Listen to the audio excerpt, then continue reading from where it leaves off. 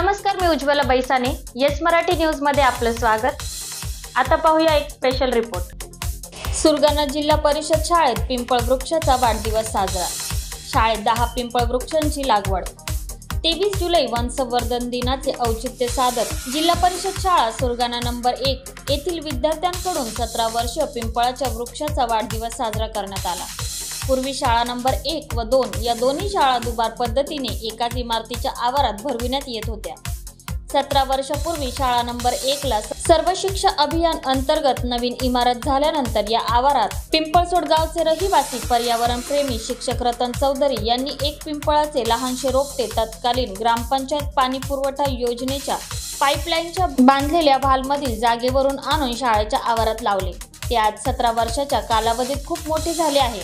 इवलेसे रोप लावल्याद्वारे त्याचा वेलू गेला गगनावरी याची प्रचिती आज आली आहे. शालेय विद्यार्थ्यांनी खाऊच्या जमवलेल्या पैशातून केक आणत मोठ्या जल्लोषाने 17वा वाढदिवस केक कापून उत्साहात साजरा केला. पिंपळ वृक्षाला वाढदिवसाच्या शुभेच्छा देण्यात आल्या.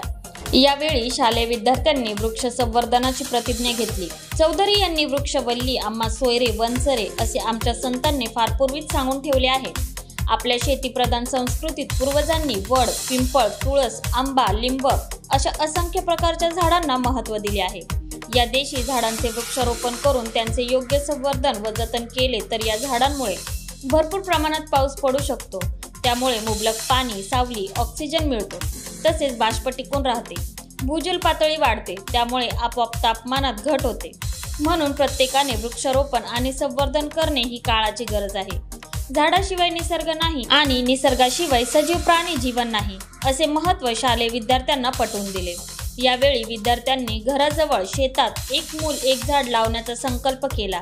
शाळा नंबर 1 या शालेय आवारात सुमारे 150 पेक्षा जास्त वृक्षांची लागवड करून संवर्धन व जतन केले आहे. त्यामुळे शालेय आवार हिरवाईने नटलेले आहे. यामध्ये पिंपळ, कांचन, सुबाबळ, ऑस्ट्रेलियन बाबळ, उंबर, चिंच, बोर, चेरी, आंबा, फणस या झाडांचा समावेश आहे.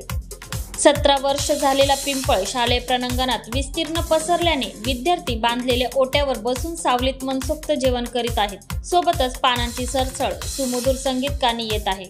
जून मध्ये तर शालेय आवारात पिंपळ फळांचा आस्वाद घेण्यासाठी पक्ष्यांचा दिवसभर किलबिलाट सुरू असतो.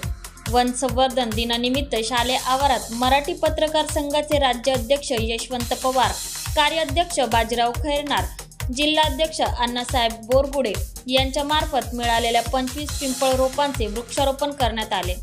यावेळी मुख्याध्यापक सुरेश जाधव, सोमनाथ भोये, रतन चौधरी, सुधाकर भोये, नाथ देशमुख, यशवंत देशमुख सह शालेय विद्यार्थी उपस्थित होते. येस मराठीसाठी तालुका प्रतिनिधी लक्ष्मण बागुल, बोरगाव.